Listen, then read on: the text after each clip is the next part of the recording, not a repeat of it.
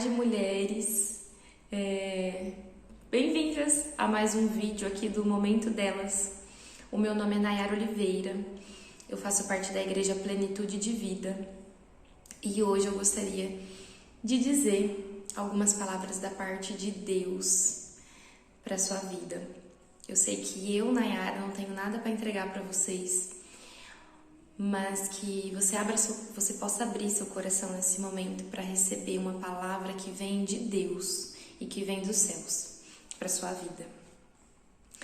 Sabe, eu não sei se você já passou por essa circunstância, por esse momento, mas sabe aquelas horas, aqueles momentos em que nós deixamos alguns pensamentos adentrarem em nosso coração, de que nós somos pequenas, de que nós somos inferiores, de que talvez o nosso trabalho, o nosso desempenho no dia a dia seja algo insignificante para as pessoas às nossas voltas, para Deus. Talvez você pense que cuidar da sua casa, cuidar do seu lar, do seu marido, dos seus filhos seja algo pequeno, seja algo insignificante.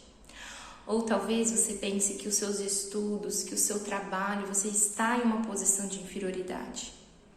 Ou até mesmo em seu ministério.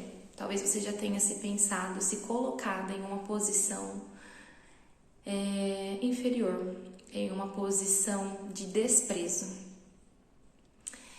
E por isso eu gostaria de te contar, antes de mais nada, eu gostaria de te contar a história de uma mulher que se chamava Ruth, e que ela tinha todas as circunstâncias possíveis para ser esta mulher desprezada, solitária, pobre, moabita, e naquela época os moabitas eram um povo desprezado.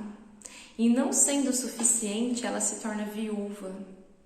Então ela, mais do que ninguém, sabe o que é estar em uma posição de inferioridade, de pequenez. Mas isso não parou Ruth. A história vai nos contar que Ruth era nora de Noemi. E Noemi também fica viúva. Noemi perde o seu esposo, perde seus 2 filhos e fica sozinha, solitária e sem o amparo de ninguém. Então Ruth decide ficar ao lado de sua sogra. Sua sogra, muito prudente, fala para suas noras: volta para sua família, volta para sua casa, vocês são novas, vocês podem se casar novamente. Eu já estou avançada de idade, eu não vou poder me casar novamente, não vou poder ter novos filhos para que vocês possam se casar e não fiquem desamparadas. E uma das noras de Noemi volta para sua família, mas Ruth não. Ruth abre mão dos seus próprios desígnios, das suas próprias vontades. Ela abre mão dela mesma, porque ela não segue em frente e vai atrás dos seus sonhos de constituir uma nova família, de se casar novamente, mas ela se sacrifica em prol de sua sogra. E mais, Ruth sai para trabalhar. A palavra de Deus vai nos falar que ela sai para recolher espigas nas colheitas.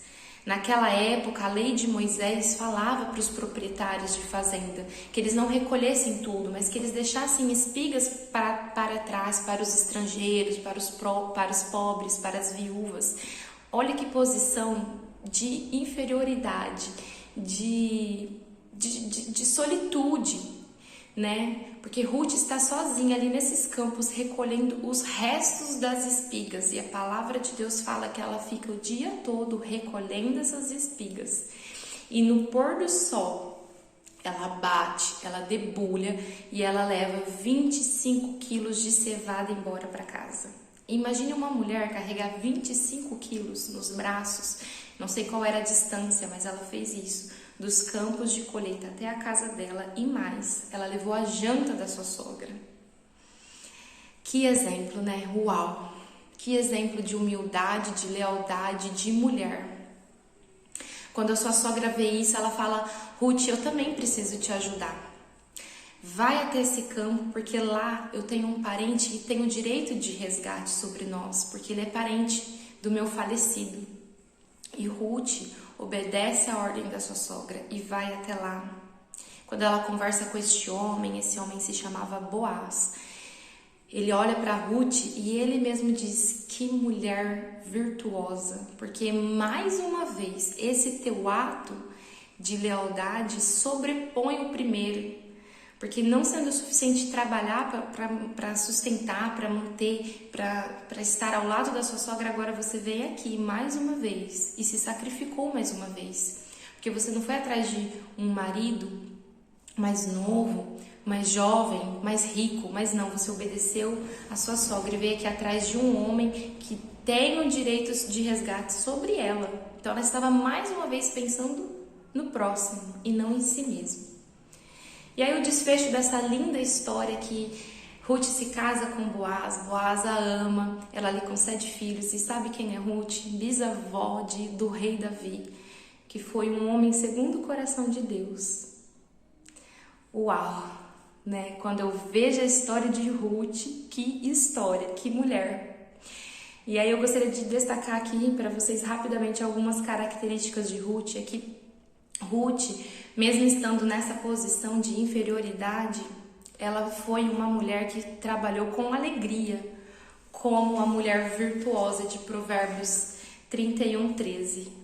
Que diz, olha só, a mulher virtuosa escolhe a lã, o linho com alegria, trabalha com as próprias mãos. Então, mulher, trabalhe com alegria, sabe?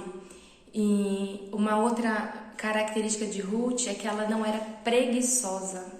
A palavra de Deus fala que ela trabalhou o dia todo no sol. Ela mesma debulhou as espigas, ela mesma separou a cevada, carregou nos ombros, levou a janta da sua sogra. Assim como a mulher virtuosa de Provérbios 31:27, que diz assim: acompanha seus servos e cuida dos negócios de sua casa, sem dar lugar à preguiça. Então eu gostaria de deixar para você 3 lições sobre essa história. A primeira é que Deus, ele não chama pessoas desocupadas. Quando ele vai chamar Moisés para libertar o povo dele do exílio, Moisés estava trabalhando, ele estava cuidando das ovelhas. E o segundo ponto é que Deus não vê como o homem vê. Quando ele quer levantar, quando ele quer nomear, quando ele quer ungir um rei, Samuel chega ali na casa de Jessé e fala: nossa, quantos homens fortes, quantos homens que servem o exército, certamente será um desses. E Deus fala: não, não é esse que eu quero. Eu quero aquele que está lá cuidando das poucas ovelhas. Eu quero aquele que está cuidando dos negócios do Pai. Mulher, continua a cuidar das suas poucas ovelhas. Sabe, aquilo que Deus confiou nas suas mãos não é pequeno, pode ser diante dos olhos dos homens, mas Deus não vê como o homem vê. E para finalizar, eu quero te dizer que Deus tem um plano para isso que você está passando, para isso que você está vivendo, e esse plano está estabelecido antes mesmo de você nascer. Em Gálatas 1:15 vai dizer: antes mesmo que me formasse no ventre, Ele me chamou. Isaías 41 diz, Isaías 49, se não me engano, depois eu coloco na legenda, mas vai dizer assim: ouve-me, ilhas, e escutai-vos, povos de longe, porque o Senhor me chamou desde o ventre materno e fez menção ao meu nome. Então o Senhor te chamou desde o ventre da sua mãe. Ele te conhece, Ele tem um plano para a sua vida. Seja essa mulher virtuosa que trabalha para o Senhor, fazendo aquilo que o Senhor confiou em suas mãos, com alegria, sem preguiça. E mesmo que você seja um sacrifício, mesmo que você esteja abrindo mão das suas vontades para fazer aquilo que Deus te chamou, e mesmo que talvez aos seus olhos isso seja pequeno demais, confie nos planos dele para a sua vida. Amém?